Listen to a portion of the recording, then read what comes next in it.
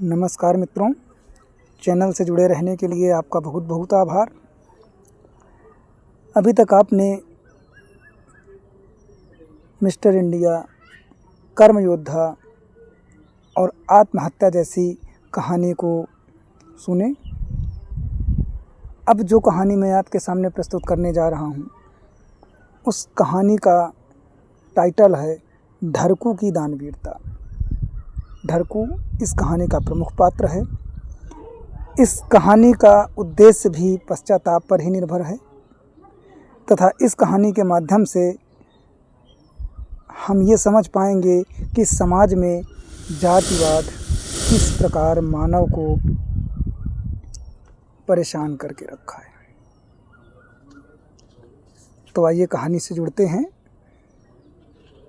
सुंदरपुर में एक बहुत ही धनाढ्य व्यक्ति धनपत राय रहते थे। वे अपने अभिमान तथा अहंकार पर बहुत घमंड किया करते थे। उनका मानना था कि दुनिया सिर्फ धन पर ही कायम है। लोभी प्रवृत्ति होने के कारण वे खुद ही अपने आप को धनपत राय की उपाधि से सम्मानित किया करते थे। अहंकारी व्यक्ति सोचे भी तो कितना, वह दूसरों की निंदा के सिवा और क्या सोच सकता है। कहीं आपने भी पढ़ा होगा या सुना होगा, नहीं भी सुना तो बता देता हूँ।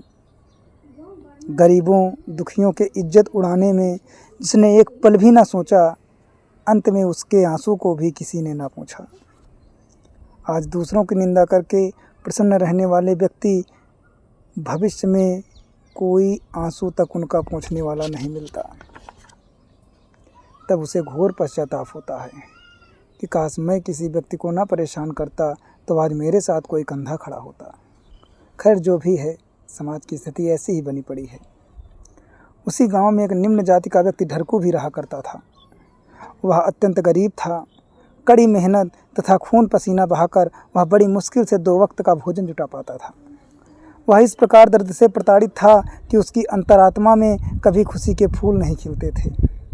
आप सोच रहे होंगे कि ऐसी कौन सी मजबूरी रही जो वह हंसना भूल गया। आइए ढरकू के बीते समय के कुछ गुमशुदा रहस्य आपको बतलाते हैं। ढरकू जब 5 वर्ष का था, उसके सर से उसकी माता का साया उठ गया। इससे बड़ा दर्द दुनिया में और क्या हो सकता है। आप कल्पना नहीं कर सकते कि माँ के बिना बच्चे के हृदय की विदीर्णता क्या होती है।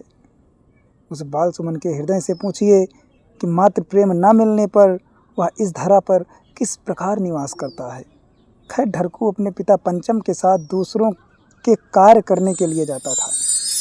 पिताजी काम करते और ढरकू अपनी चंचल नयनों से बड़ा एकाग्रचित होकर उनके प्रत्येक क्रियाकलापों को देखता रहता था। चूँकि वह छोटा था, परंतु मस्तिष्क का उपयोग वह भली भांति करता था। पैसे के अभाव में ढरकू विद्यालय न जा सका, परंतु वह इस बात से तनिक भी अनमना नहीं हुआ। कहते हैं ना कि समय फिरता है तो सौभाग्य भी दुर्भाग्य में परिवर्तित हो जाता है। किस्मत का खेल बिगड़ा।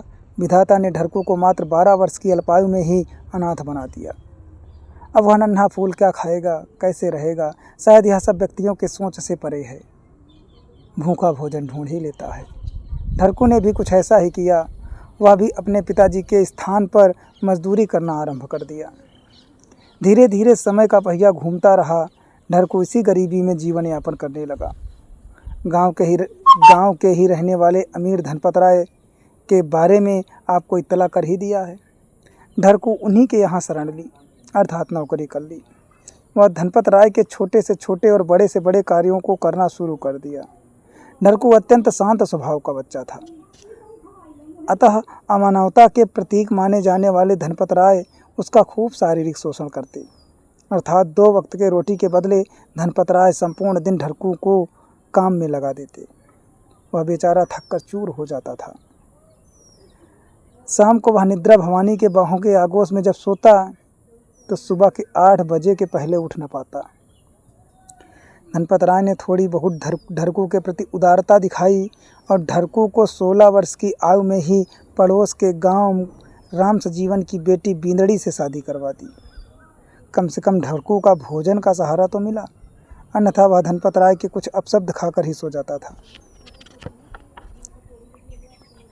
बींदड़ी भी पढ़ी लिखी नहीं थी, परंतु संस्कारी लड़की थी।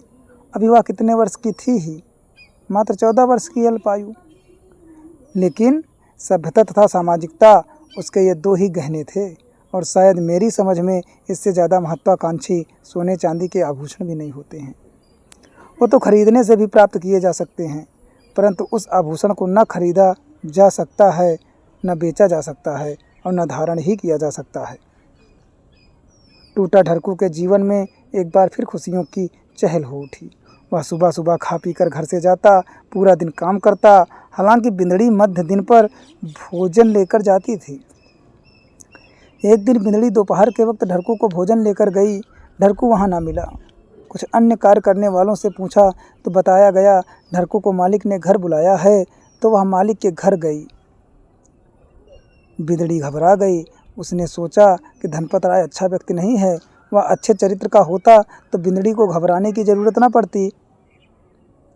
पर नहीं, अगर बुलाया है तो कुछ गड़बड़ जरूर है। बिंदड़ी धनपत राय के घर की तरफ भागी।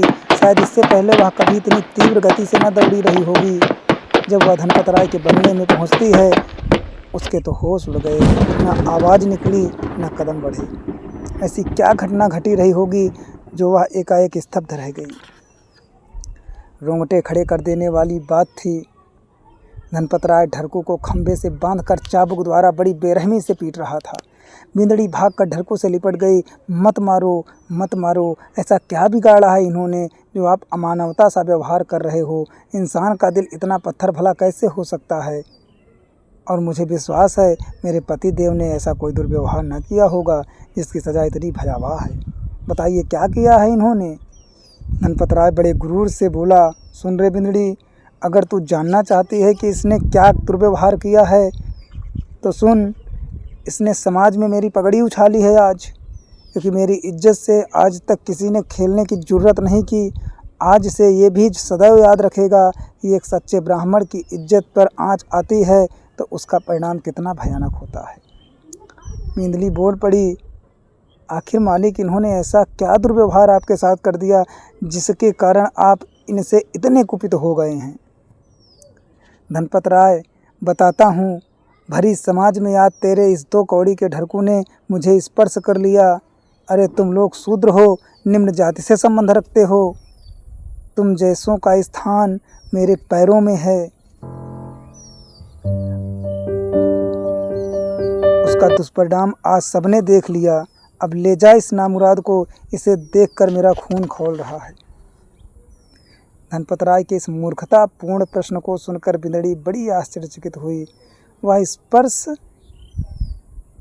सिर्फ अपने आप में एक प्रश्न कर रही थी, क्या धनपत राय सच में एक आदमी है?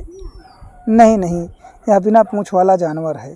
क्योंकि जानवर भी बिना किसी तथ्य के दूसरों को पीड़ा नहीं पहुंचाते, पर यह तो जानवर से भी ज़्यादा कमीना किस्म का हैवान है। भला यह भी कोई गलती है? अरे गलती से छू भी लिया तो कौन इनका धर्म नष्ट हो गया। अरे हम भी इंसान हैं,